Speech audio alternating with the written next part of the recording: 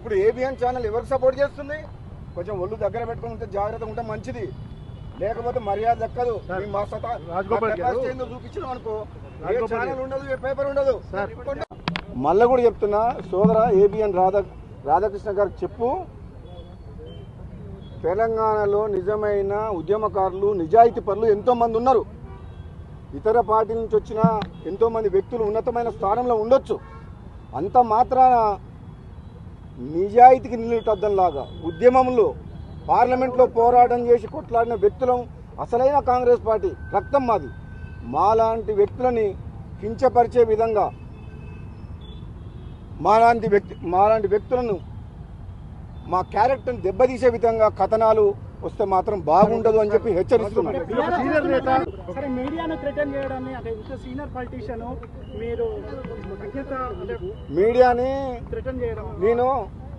Media అంటే నాకు గౌరవం ఉంది, జర్నలిస్టులు అంటే గౌరవం ఉంది.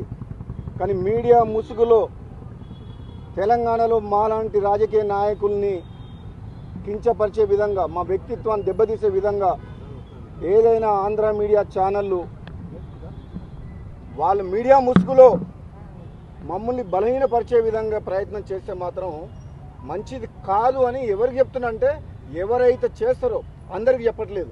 అందరు మీడియా వాళ్ళు చెడ్డ వాళ్ళు అంటలేను, కానీ ఎవరెవరు చేస్తుండ్రు, కొందరు వ్యక్తుల గురించి పనిచేస్తారు వాళ్ళు. కొందరు వ్యక్తిని బలంగా తయారు చేసేందుకు నిజాయితీ పరులైన నాలాంటి వ్యక్తులను కూడా బలహీనపరిచే విధంగా కొన్ని ప్రయత్నాలు జరుగుతున్నాయని మన ఏబిఎన్ ఛానల్ స్టోరీ చూసిన తర్వాత నాకు అర్థమైంది. అందుకని చెప్తున్నా, చాలా కేర్ఫుల్గా ఉండండి. అలాంటి ఛానళ్ళు మాకు కావాలంటే 100 ఛానల్ పెట్టగలిగే శక్తి మాకుంది. ఏబిఎన్ కాదు, ఏబిఎన్ లాంటి ఛానళ్ళు, ఆంధ్రజ్యోతి లాంటి పేపర్లు కావాలంటే 100 పెడతాం. మేమేం వాళ్ళ మీద డిపెండెంట్ లేవు. తెలంగాణ కొట్లాడి సాధించుకున్నాం. ఇంకా ఆంధ్ర మీడియా మీద డిపెండ్ అయ్యి తెలంగాణ రాజకీయ నాయకులు ఎవరు పనిచేయట్లేదు. మాకు మీ సర్టిఫికేట్ మాకు మీ ఆంధ్ర మీడియా ఛానల్ మాకు సర్టిఫికేట్ కూడా తెలంగాణ ఉద్యమం చేసి ఉద్యమం ఉన్న వాళ్ళ జోలికి ఎవరైనా వస్తే బాగుండదని చెప్తున్నా. తెలంగాణ కోసం కొట్లాడలేదు. కాంగ్రెస్ పార్టీ ఎంపీగా నేను కూడా కొట్లాడినా. ఆ రోజు తెలంగాణ ఉద్యమం చేసింది ఎవరు? పార్లమెంట్లో కొట్లాడింది ఎవరు?